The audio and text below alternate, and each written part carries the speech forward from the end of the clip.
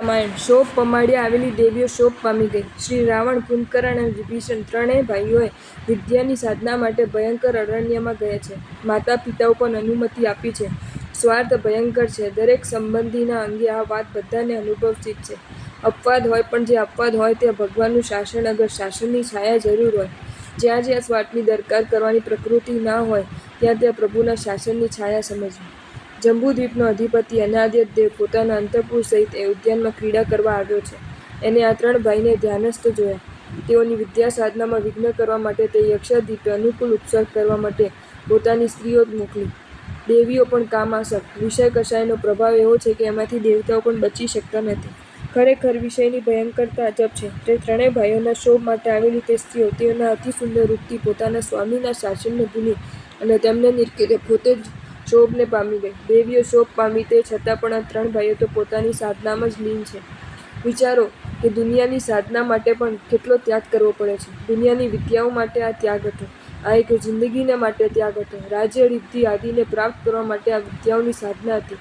જે વિદ્યાઓ નરકે જતા બચાવ ન કરી શકે તે વિદ્યાઓની સાધના ખાતર આ ત્યાગ હતો.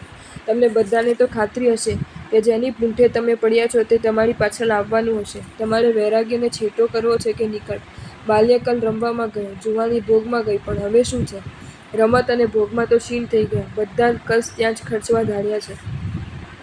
પોતે શોભ પામવા છતાં તે ત્રણેય રાજપુત્રોને નિર્વિકાર, સ્થિરાકાર અને મૌન રહેલા જોઈને સાચે જ કામના આવેશને આધીન થયેલી તે દેવીઓ બોલી કે અરે ઓ ધ્યાનમાં જડ જેવા થઈ ગયેલા વીરો! યત્નપૂર્વક અમારી સામે તો જુઓ.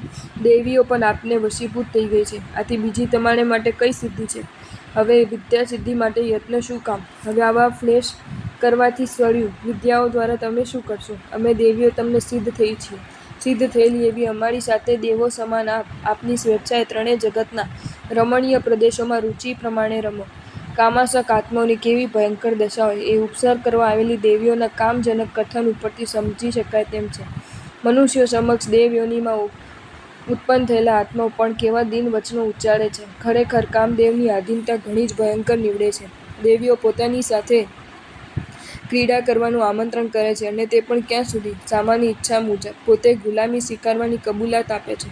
આપણી ઈચ્છા હોય તે સ્થાનમાં આપણી રુચિ પ્રમાણે પણ આપ અમારી સાથે ક્રીડા કરો. આ ઓછી પરાધીનતા છે? આત્માઓ જેટલી અર્થકામની ગુલામી ભોગવે છે તેવું મોક્ષનો ઈરાદાથી ધર્મ સેવામાં આત્મસમર્પણ કરી દે તો કેવું સુંદર પરિણામ આવે! પણ એ ઘણું જ દુષ્કર છે. આ સ્થળે આપણે એ જોવાનું કે દેવીઓના આટલા આગ્રહ છતાં નિશ્ચલ ધ્યેયવાળા તે ત્રણેય વીરોએ પોતાની ઇન્દ્રિયો ઉપર કાબૂ કેટલો કેળવ્યો હશે. જોકે આ કાબૂ પ્રશંસાપાત્ર નથી, કારણ કે તે સંસારની સાધના માટે છે. સંસાર સાધક અનુષ્ઠાનોની પ્રશંસા છે.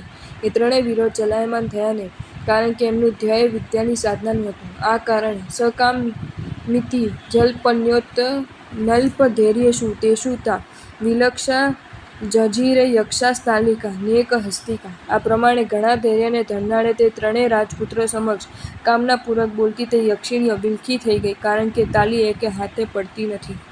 જો તમને આ વિડીયો ગમ્યો હોય તો આ વિડીયોને લાઇક કરો અને શેર કરો, અને આવા જ નવા નવા વિડીયો જોવા માટે જૈન ફેક્ટ્સ એન્ડ સ્ટોરીઝની ચેનલને સબસ્ક્રાઇબ કરો. ધન્યવાદ.